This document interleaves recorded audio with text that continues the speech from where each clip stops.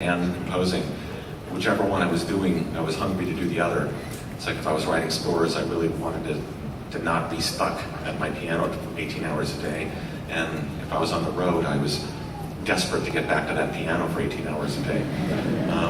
Now that I don't do the two things, I try to find other things to keep my mind busy.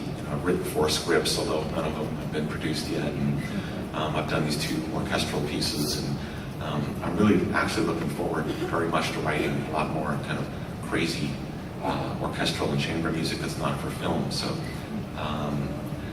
but not necessarily lyrics or not. If there's lyrics to write, I write lyrics, and if there's not, I don't. But doing something fresh, I am always hungry for it.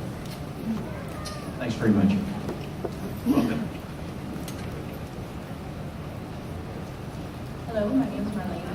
Hi. My question might have been answered in a roundabout way, but I wanted to know if there were any pieces that you really, really liked or didn't make it to the final score. Pieces that I really liked? Yeah, there were. I'm trying to think of exactly which. Sometimes a piece of music gets rejected from a scene, but I don't care because I like the melody and I'll stash it away. For example, a scene from Dick Tracy that Warren Beatty didn't like for a graveyard scene. I dumped it, but I didn't care because I like this melody. Ended up becoming the score to Darkman. So on occasions, there's something that doesn't get used, I like it, and then somewhere over the next coming years, if I like it enough, it stays in my mind, it might find a home. So there hasn't been a lot of things that I've been in love with that didn't find some home, but there's been a few. And somewhere on some hard drives, if I look back and around, I'm sure I'll find, there's a dozen more that I've forgotten about that if I dug them up, I'll go, oh yeah, that was kind of cool. But most of the stuff, when you're writing 80, 90 minutes of music, very often you get to use all your ideas, and then you run out and then have to find 30 minutes more. You're welcome. First off, I'd like to say you are the man.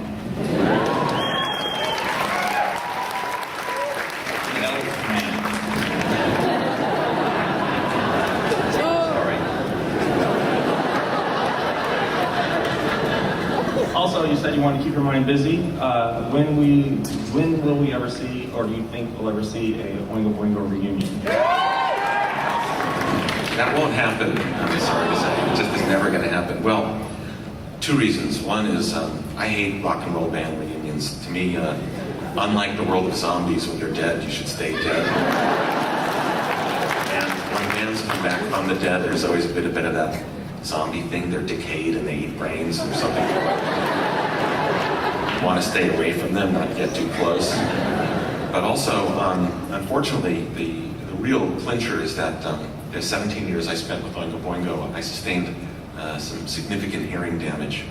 And I can never get in front of monitors again, whether I wanted to or not. So there's really nothing would make me sacrifice maybe another year or 2 of hearing, because that's kind of what I was looking at.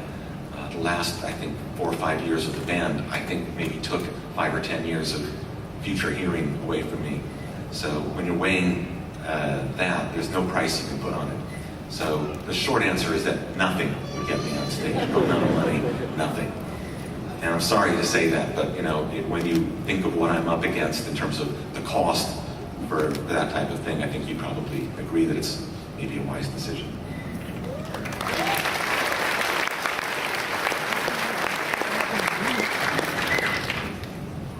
Hi, Mr. Elfman. My girlfriend and I are huge fans of your music, especially Serenade Schizophrenia. Oh, thank you. Independent pieces.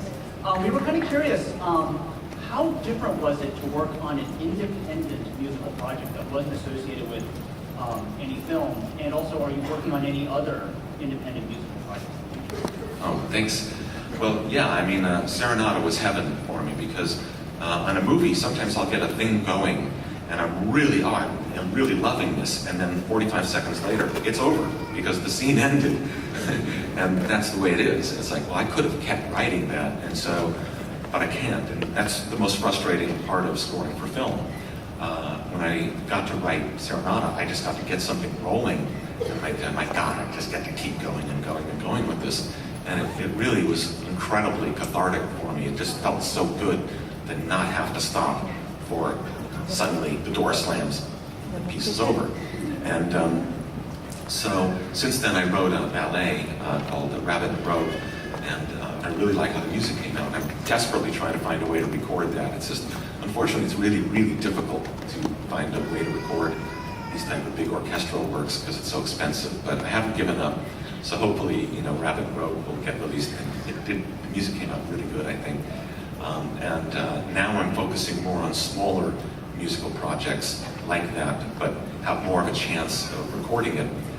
Just the pure economics of, well, writing for an 80-piece orchestra, getting it recorded for a full work is incredibly difficult. Maybe if I wrote it for 30 pieces or 20 pieces or 12, I could do it much more easily. So that's the next things I'm planning. As soon as I get a break, if I ever get a break, I'm diving right into some pieces that I already have half-baked in my head. Actually, pieces for percussion and chamber orchestra, and that I think are going to be really fun. Thank you. You're welcome.